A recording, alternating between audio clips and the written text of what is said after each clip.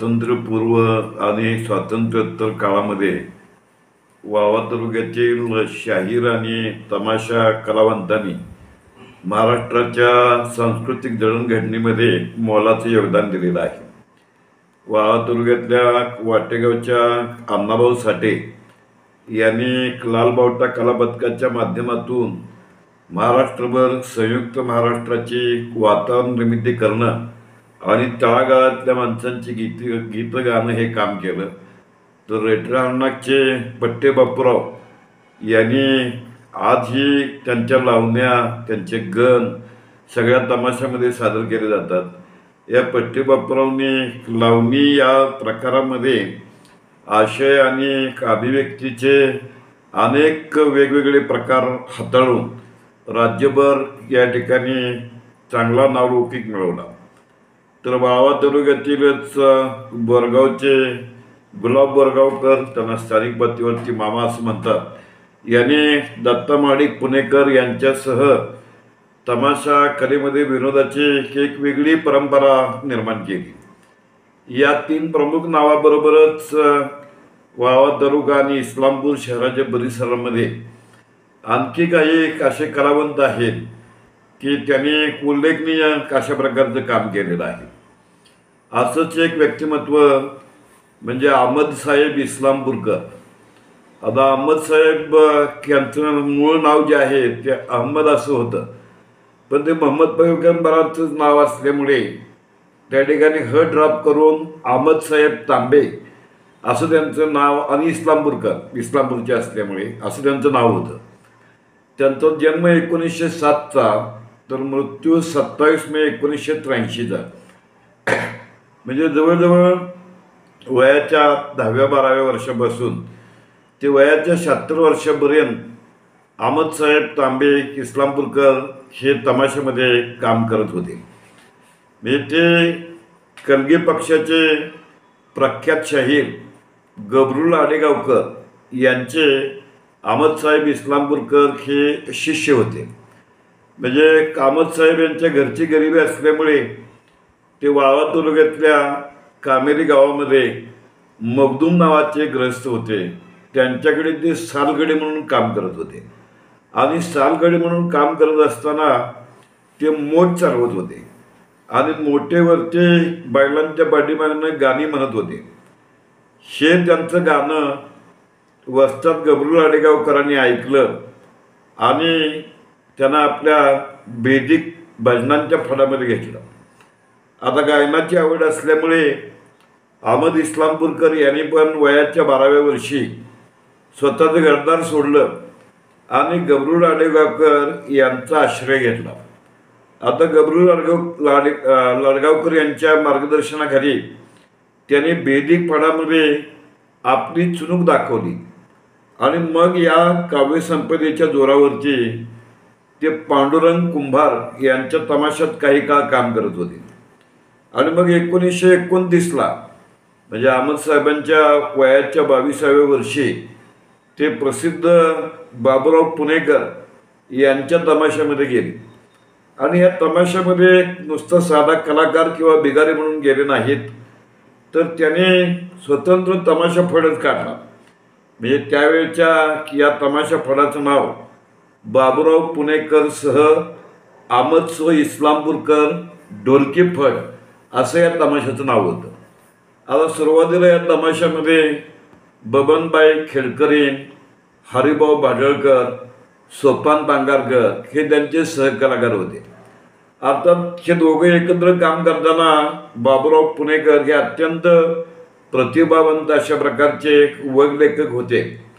त्यांचे आणखी काही सहकारी कलाकार म्हणजे गोपाळराव बिडकर, गीता नावाची एक नाची होती, विठ्ठल गोंधळी, ताराबाई पवार, मगाशी मी ज्यांचा उल्लेख केला गुलाब बोरगावकर मामा हेही या फडामध्ये काही काळ होते। साधू कासेगावकर सहभागी होते आणि हा जो दोघांचा तमाशा आहे म्हणजे बाबूराव पुणेकरसह अहमद इस्लामपूरकर ढोलकी फड हा जो तमाशा आहे, ह्या तमाशाची वैशिष्ट्य काय होती तर या तमाशामध्ये वगनाट्यामध्ये नाट्य प्रभावी असायचं, कलाकारांचा अभिनय कसदार होता, संगीत एक नंबरचं उच्च दर्जाचं होतं आणि संवादाची बांधणी ही अतिशय उत्तम होती.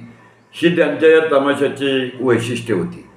या दोघांनी मिळून जे तमाशातली वगनाट्य सादर केली, वानगी दाखल त्यातली काही नावं बघा: जय भवानी, जय मल्हार, बंडखोर उमाजी नाईक, मेवाडचा बंडखोर, खरा शिवाजी, 1857चा दरोडा, दोन मुलांचा खून, जयसिंग राठोड, मित्रप्रेम, रक्ताचा राजमुकुट, शामराव भीमराव असे अनेक वगनाट्य बाबुराव पुणेकरांनी रचले आणि त्यांच्या साथीनं अहमदसाहेब इस्लामपूरकरांनी ती सादर केली. आता हे जे अहमदसाहेब आहेत ते वगनाट्याप्रमाणेच गण लिहिण्यामध्ये पटाईत होते. गवळणी लिहित, लावणी लिहित, अनेक छकडी त्यांनी रचल्या आणि अगदी 1975पर्यंत महाराष्ट्र शासनाच्या तमाशा महोत्सवामध्ये ते सातत्यानं सादरीकरण करत होते. त्यांचं वयाच्या 76व्या वर्षी निधन झालं, पण तत्पूर्वी पुणे, सांगली, सातारा, कोल्हापूर, सोलापूर या जिल्ह्यातल्या ग्रामदैवतांच्या यात्रामध्ये अहमदसाहेब इस्लामपूरकर यांचा तमाशा हा अटळ होता. त्यांचे चिरंजीव मोहम्मद हनीफ हे सेवानिवृत्त शिक्षक आहेत. त्यांची भेट घेतली असता त्यांनी की आपल्या वडिलांच्याबद्दल काही तपशील सांगितले की मोहम्मद हनीफ हे सेवानिवृत्त शिक्षक आहेत, पण वडील तमाशापट चालवत होते म्हटल्यानंतर त्यांना तमाशातली कात्रणं ठेवायचा नाद आहे आणि त्यांच्या फाईलमध्ये राज्यातल्या तमाशा कलावंतांची माहिती देणारी अशा प्रकारची हजारो कात्रणं त्यांच्याकडे आहेत. त्यांनी एक आठवण अशी सांगितली की पूर्वी इस्लामपूरमध्ये मोहन थिएटर नावाचं थिएटर होतं. या थिएटरमध्ये त्यांनी लहान असताना एक चित्रपट पाहिला. त्या चित्रपटाचं नाव कारस्थान. तर या कारस्थान चित्रपटामध्ये त्यांचे वडील अहमदसाहेब इस्लामपूरकर यांनी गीत सादर केलेलं होतं. ते मला मोत्याची नथ नाही घेतली या प्रकारचं ते गीत असावं आणि या गीतावरती त्याने अभिनय देखील केलेला होता. इस्लामपूरच्या मोमीन मोहल्ल्यातल्या ताराबाईच्या माडीवरती ह्या तमाशा मंडळाचा सराव झाले. अहमद लहरी कवी, कवीची गोडी जशी दुधात साखर खडी अशा प्रकारची गाणी हे अहमदबाई इस्लामपूरकर लिहायचे. ते बॉम्बे थिएटरमध्ये त्यांनी अनेक प्रयोग सादर केले. गणगवळणी, भावगीत, पोवाडे, वगनाट्य लिहिण्यामध्ये त्यांचा हातखंडा होता. त्यांनी महाराष्ट्र शासनाकडे सादर केलेल्या काही वगनाट्यांच्या यादीमध्ये अक्कलशून्य खुशालचंद, चोरावर मोर, राणी विशालदेवी अथवा चतुररंधीर अशा प्रकारच्या वगनाट्याचा उल्लेख आहे. अहमदसाहेब इस्लामपूरकर यांच्याबद्दल आणखीन एक वेगळेपणा असा आहे की ते जसं आपली कला आणि आधार राज्यभर सादर करत होते, राज्य तमाशा महोत्सवामध्ये सातत्यानं भाग घेत होते. त्या मोहम्मद हनीफ यांच्याकडच्या संग्रहामध्ये 1975 सालची राज्य तमाशा महोत्सवाची एक जाहिरात बघायला मिळाली. तर या जाहिरातीमध्ये त्यावेळेला तिकीट दर जो आहे तो ₹1, ₹2, ₹3 अशा प्रकारचं तिकीट आहे. पण नुसतं कलावंत म्हणून काम न करता अहमदसाहेब इस्लामपूरकरांचं वैशिष्ट्य असं की ते तमाशा कलाकारांचे प्रश्न सोडवण्यासाठी देखील आग्रही होते. म्हणजे ते मराठी तमाशा परिषदेचे राज्याच्या कार्यकारिणीचे सदस्य होते. अनेक ठिकाणच्या दुरंगी सामन्यामध्ये त्यांनी भाग घेतला. वानगी दाखल उदाहरण म्हणून सांगतो, त्यांनी राज्य शासनाला जे पत्र पाठवलेलं होतं म्हणजे तमाशा परिषदेच्या कार्यकारिणीचे सदस्य या नात्यानं त्या पत्रामध्ये त्याने असं लिहिलेलं आहे की तमाशा ही जुनी जानपद संस्था आहे. ही एक प्रकारची पुरातन राष्ट्रीय लोकशिक्षण संस्था आहे.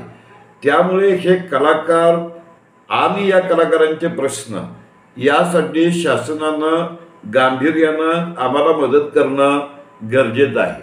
जाता आता गाणी लिहिण्यामध्ये गौरीच्या बाळा, विघ्नाशी टाळा, राधा निघाली थाट करून अशा प्रकारची गाणी लिहित त्याचबरोबर चांदगडचा वेडा अर्थात मराठ्यांचा निमक हराम, विशालदेवी राणी, जयसिंग राठोड अर्थात कुंकवाचा टिळा अर्थात उग्रसेन, अक्कलशून्य अर्थात अकलेची चतुराई अशा प्रकारचे वगनाट्य पण त्यांनी लिहिली. शासनाच्या मागणीनुसार 1962ला चिनी आक्रमण झाल्यानंतर चीनच्या विरोधामध्ये देशप्रेम दाखवणारी काही युद्ध गाणी देखील त्यांनी लिहिली.